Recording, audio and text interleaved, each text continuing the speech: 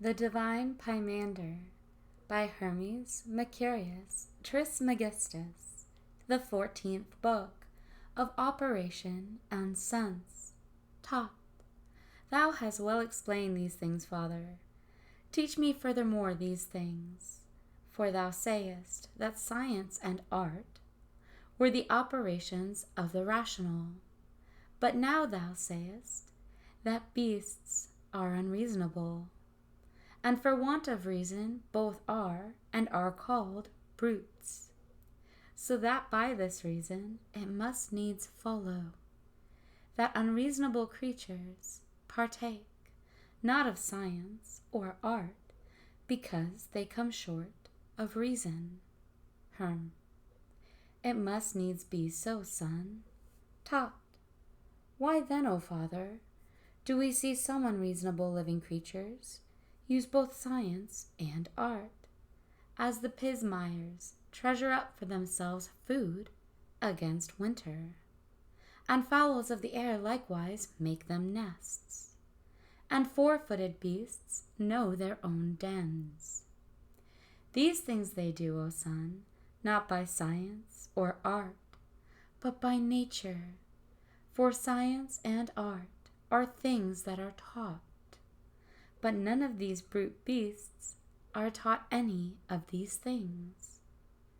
But these things being natural unto them are wrought by nature, whereas art and science do not happen unto all, but unto some. As men are musicians, but not all, neither are all archers, or huntsmen, or the rest. But some of them have learned something by the working of science or art. After the same manner also, if some pismires did so and some not, thou mightest well say, they gather their food according to science and art. But being they are all led by nature to the same thing, even against their wills, it is manifest they do not do it by science or art. For operations, O Tat, being unbodily, are in bodies, and work by bodies. Wherefore, O Tat, inasmuch as they are unbodily, thou must needs say they are immortal. But inasmuch as they cannot act without bodies, I say they are always in a body.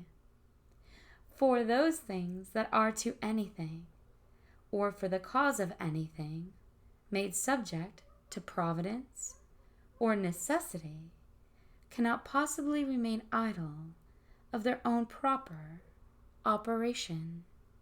For that which is shall ever be, for both the body and the life of it is the same. And by this reason it follows that the bodies are always, because I affirm that this corporeity is always by the act and operation, or for them. For although earthly bodies be subject to dissolution, yet these bodies must be the places and the organs and the instruments of acts or operations. But acts or operations are immortal, and that which is immortal is always in act, and therefore also corporification, if it be always. Acts or operations do follow the soul, yet come not suddenly or promiscuously, but some of them come together with being made man, being about brutish or unreasonable things. But the pure operations do insensibly, in the change of time, work with the oblique part of the soul. And these operations depend upon bodies, and truly they that are corporifying come from the divine bodies into mortal ones. But every one of them acteth both about the body and the soul, and are present with the soul, even without the body. And they are always acts or operations. But the soul is not always in a mortal body, for it can be without a body. But acts or operations cannot be without bodies. This is a sacred speech, son. The body cannot consist without a soul. Tut, how meanest thou that, father? Herm. Understand it thus, O Tat. When the soul is separated from the body, there remaineth that same body. And this same body, according to the time of its abode, is actuated or operated in that it is dissolved and becomes invisible.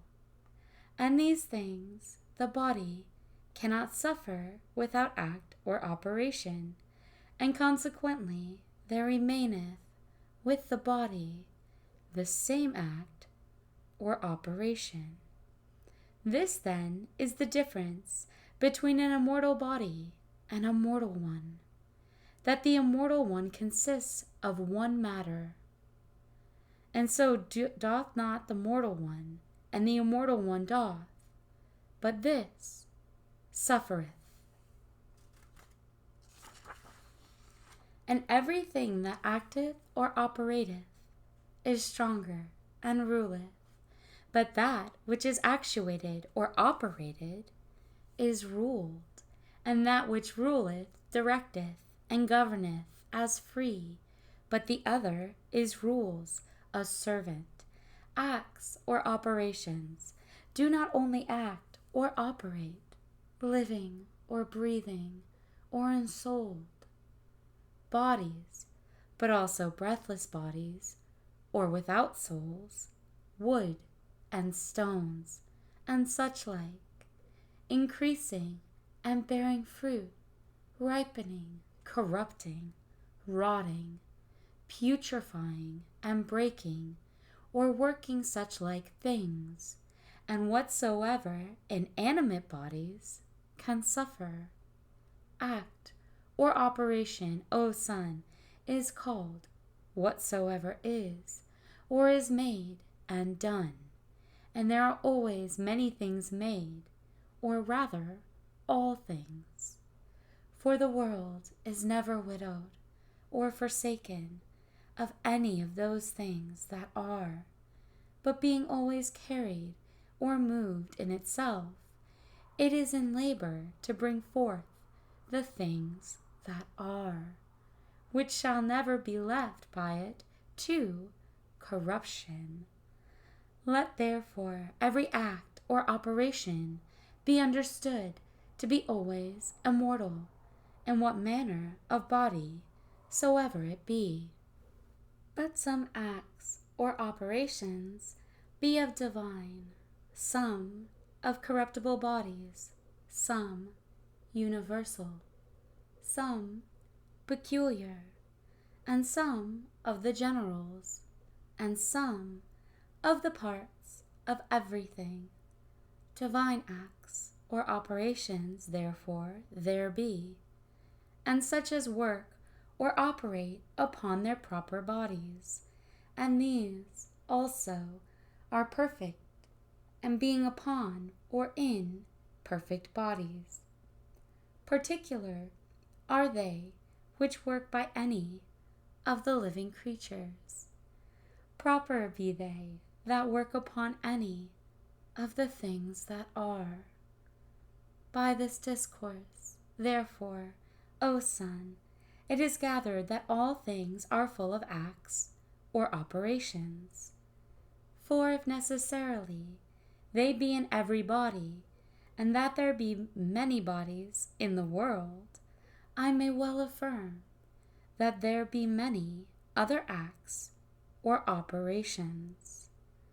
For many items in one body, there is one, and a second, and a third, besides these universal ones that follow, and universal operations, I call them that are indeed bodily, and are done by the senses and motions, for without these it is impossible that the body should consist. But other operations are proper to the souls of men, by arts, sciences, studies, and actions. The senses also follow these operations, or rather are the effects or perfections of them. Understand, therefore, O Son, the difference of operations. It is sent from above. But sense being in the body, and having its essence from it, when it receiveth act or operation, manifesteth it, making it, as it were, corporeal. Therefore I say that the senses are both corporeal and mortal, having so much existence as the body, for they are born with the body and die with it. But mortal things themselves have not sense, as not consisting of such an essence. For sense can be of no other than a corporeal apprehension, either of evil or good, that comes to the body. But to external bodies there is nothing comes, nothing departs. Therefore there is no sense in them. Tat, doth the sense therefore perceive or apprehend in every body? In every body, O Son. Tat, and do the acts or operations work in all things? Even in things inanimate, O Son. But there are differences of senses. For the senses of things rational are with reason, of things unreasonable, corporeal only. But the senses of things inanimate are passive only, according to augmentation and diminution. But passion and sense depend both upon one head or height, and are gathered together into the same by acts or operations. But in living whites there be two other operations that follow the senses and passions, to wit, grief and pleasure. And without these it is impossible that a living white, especially a reasonable one, should perceive or apprehend. And therefore I say that these are the ideas of passions that bear rule, especially in reasonable living whites. The operations work indeed, but the senses do declare and manifest the operations, and they being bodily are moved by the brutish parts of the soul. Therefore I say they are both maleficial or doers of evil. For that which affords the sense to rejoice with pleasure is straightway the cause of many evils happening to him that suffers it. But sorrow gives stronger torments, and anguish, therefore, doubtless, are they both maleficial. The same may be said of the sense of the soul. Tat, is not the soul incorporeal, and the sense a body, Father? or is it rather in the body? Herm. If we put it in a body, so we shall make it like the soul, or the operations, for these being unbodily, we say, are in bodies. But sense is neither operation nor soul, nor anything else that belongs to the body, but as we have said, and therefore it is not incorporeal. And if it be not incorporeal, it must needs be a body. For we always say that of things that are, some are bodies, and some incorporeal. The end of the 14th book of Operation and Sense.